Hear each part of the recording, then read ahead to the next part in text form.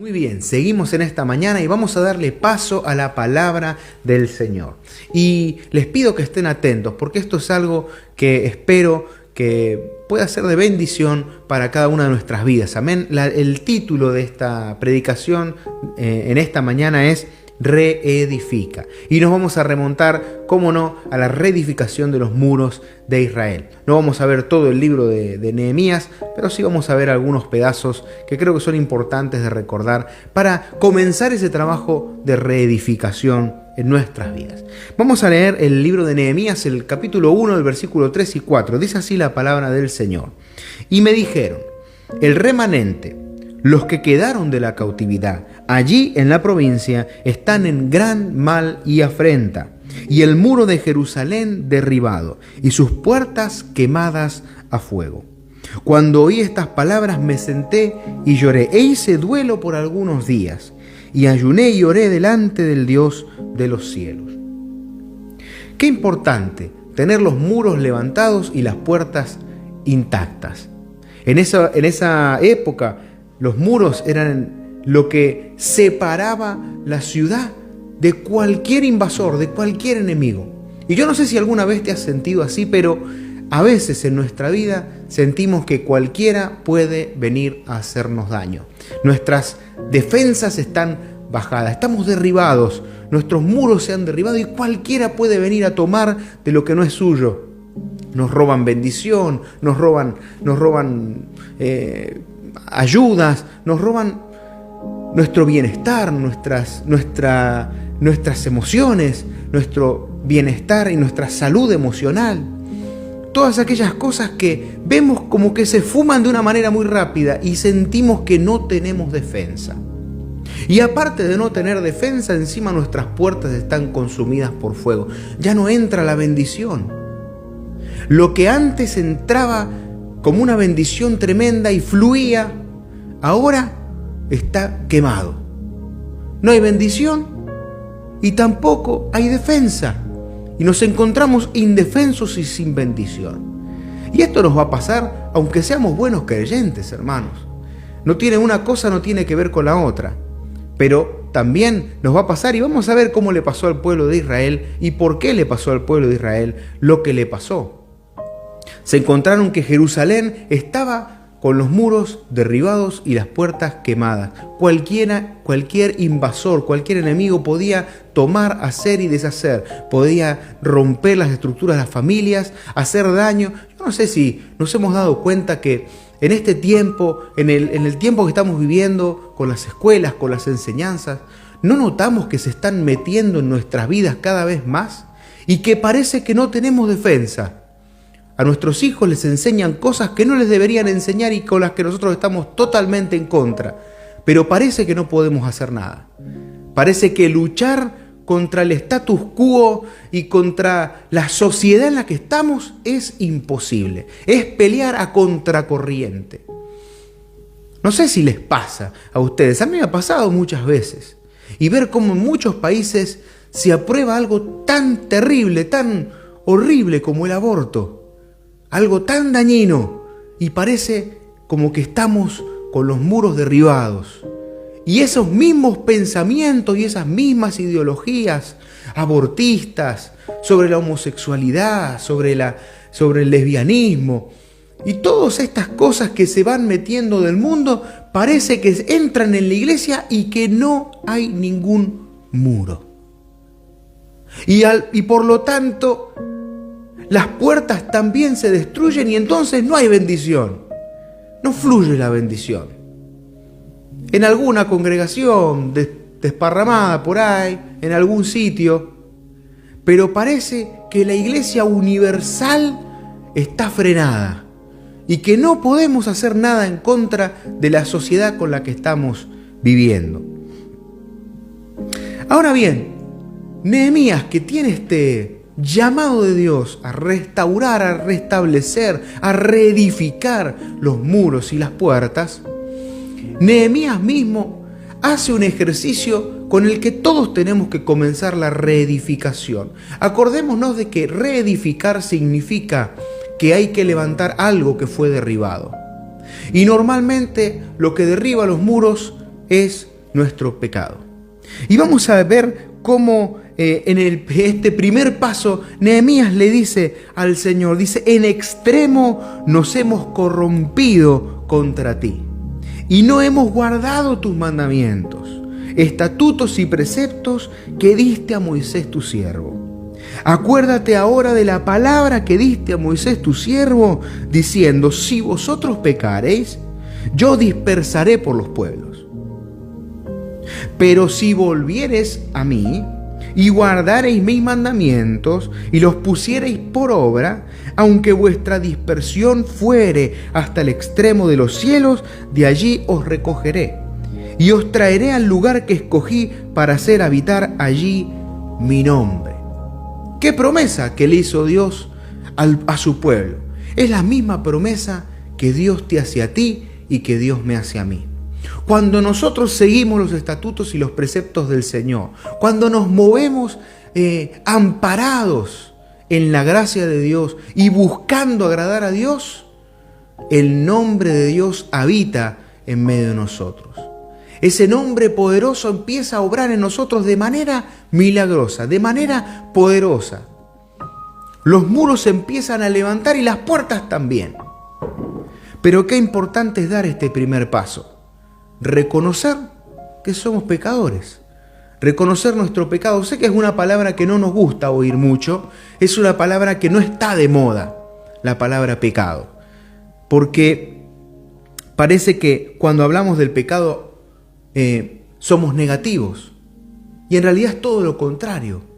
Porque el pecado es justamente lo que nos impide llegar a Dios. Es el pecado, hermano. Es el pecado el que no nos deja tener una vida feliz, una vida gozosa, una vida de poder, una vida llena de su gloria. Es el pecado. Por eso cuando hablamos del pecado y hablamos de la redención en Cristo, de lo que estamos hablando cuando hablamos de tomar la cruz y de seguir al Señor, estamos hablando de tener una vida mejor, de ir más alto, de subir más arriba, de ver las cosas desde otra perspectiva, de estar encima del muro y no en la tierra con el muro derribado, de tener puertas que se pueden abrir para la bendición de Dios y que se pueden cerrar cuando quiere penetrar una maldición del enemigo. Es necesario que nuestros muros y nuestras puertas estén arriba y estén bien cimentados, y para eso necesitamos que Dios nos restaure, que Dios nos limpie, que Dios nos redima con su sangre de todo nuestro pecado. El primer paso que tenemos que dar es reconocer que somos pecadores. Pero este paso no es solamente para aceptar al Señor Jesús. Este paso es un paso que tenemos que dar a diario. Es un paso que tenemos que dar todos los días. Porque cuando nosotros reconocemos que por nuestras propias fuerzas no podemos, que nuestro pecado nos asedia y lo dejamos a los pies del Señor, entonces podemos correr la carrera con verdadera libertad. Podemos correr bien la carrera. El pecado es como esas bolas que tenían los presos antes, ¿no? Esas bolas que les ponían con una cadena, les ponían los pies. Ustedes imagínense cómo debe ser correr con una de esas pesas de 20, 30 kilos en un pie. Imposible correr. Se te trabaría con todo, no podrías caminar, no podrías correr, no podrías hacer nada. Estarías dolorido. El pecado es esa misma piedra de tropiezo que te está ahogando cada día, que no te deja disfrutar de la vida, que no te deja disfrutar de tu relación con Dios. Por más que nos condenemos o no, hermanos, no estamos hablando de que cuando nos condenamos no buscamos al Señor y entonces nos perdemos. El mismo pecado nos aleja de Dios. No hace falta que nosotros nos condenemos para alejarnos de Dios. El mismo pecado obra como un agente externo que nos aleja de Dios, porque nos aleja de su imagen y de su semejanza, porque Él es perfecto, porque Él es santo. Siempre decimos que la gracia está allí y que el Señor nos lavó con su sangre. Hoy tomamos la Santa Cena en memoria de lo que hizo el Señor, justamente para que podamos morir a ese pecado, para que ya no lo cometamos más. El Señor tiene poder y lo puede hacer. Lo primero es reconocer que somos pecadores. Lo segundo, ¿qué pasa cuando uno reconoce que es pecador, que necesita a Dios? Dios empieza a trabajar en uno. Y de las primeras cosas que hace, y en este caso veo que es el segundo paso, Dios te da contactos. Contactos de bendición. Dios pone personas, Dios pone empresas, entidades, Dios pone cosas a tu alrededor para que seas bendecido.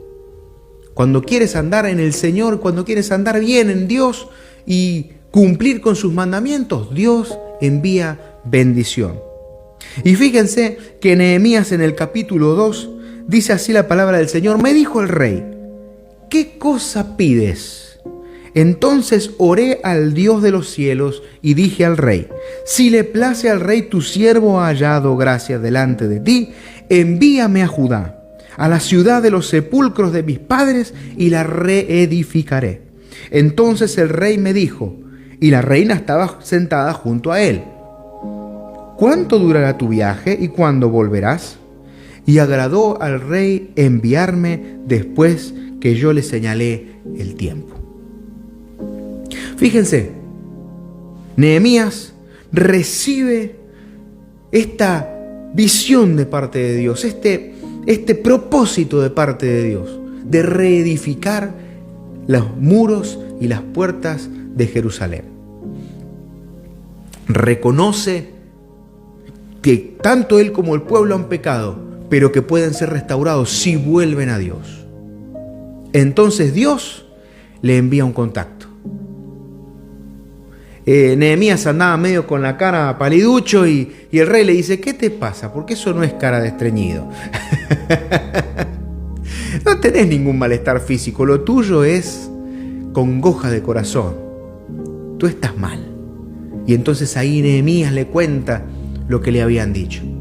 Y fíjense lo que le dice el rey: ¿qué cosa pides? Y es que cuando Dios está de nuestra parte, no importa quién sea el que esté delante de nosotros, un rey, un gobernador, un intendente, un alcalde, una persona famosa, no importa quién esté al lado, Dios nos da el contacto. Dios mueve el corazón de los que están a nuestro alrededor para bendecirnos.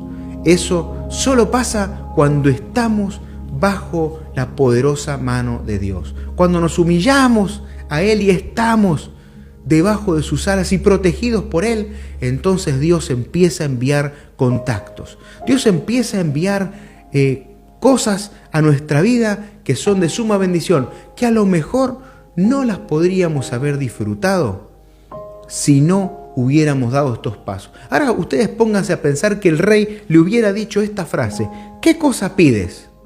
Antes de que Nehemías supiera cómo estaba la ciudad de Israel, cómo estaba la ciudad de Judá, perdón. ¿Qué le habría dicho Nehemías? ¿Quiere un estatus mejor? No sé. O a lo mejor le hubiera dicho: quiero una casa más grande, quiero ser gobernador. ¿Le hizo falta tener el conocimiento de lo que iba a pasar? ¿Le hizo falta ayunar y orar? ¿Estar en oración y que Dios le diera el propósito para comprender y para tener la facilidad de que el rey le pudiera hacer esta pregunta: ¿qué cosa pides? Y es que muchas veces en nuestra vida esta pregunta nos llega porque no estamos bien enfocados. Y entonces, si nos preguntaran esto cuando nosotros no sabemos lo que queremos, vamos a pedir como no conviene. Y es que muchas veces le pedimos a Dios como no conviene. Y necesitamos al Espíritu Santo que nos guíe para pedir como realmente conviene. Y eso porque estamos perdidos. Pensamos en cosas y nos descentramos. Y entonces las preguntas más de mayor bendición en nuestra vida se pierden. Y una es esta: ¿qué cosa pides? Un hombre lleno de recursos, como un rey, le dice a Nehemías: ¿qué quieres? ¿Qué cosa pides? ¿Y ustedes creen que esto no fue de parte de Dios? ¿Que fue una invención del rey? No, Dios movió el corazón del rey para que le pregunte. En realidad esta pregunta era una pregunta de Dios. Dios le estaba preguntando a través del rey: ¿qué cosa pides? Ahora quiero que pidas como va a convenir. Así como hizo Salomón, que pidió sabiduría y Dios se la concedió y en abundancia porque supo cómo pedir. Hermano, el segundo paso es que Dios nos va a bendecir. Nos va a bendecir con cosas que ni nos imaginábamos, con momentos en los que a lo mejor ni nos imaginábamos que iban a suceder. Este es nuestro Dios y es un Dios de milagros, es un Dios poderoso. Y el tercer paso, y aquí lo vamos a dejar por el día de hoy, aunque hay más, y veremos si Dios quiere que sigamos el próximo domingo, pero vamos a dejarlo con esto. Quiero darte este tercer paso, y es la obra. Nehemías, después cuando vuelve a Jerusalén, dice: les dije, pues, vosotros veis el mal en que estamos, que Jerusalén está desierta. Intentó pasar por una puerta, no había nadie, no se podía pasar. Y sus puertas consumidas por el fuego. Venid y edifiquemos el muro de Jerusalén y no estemos más en oprobio.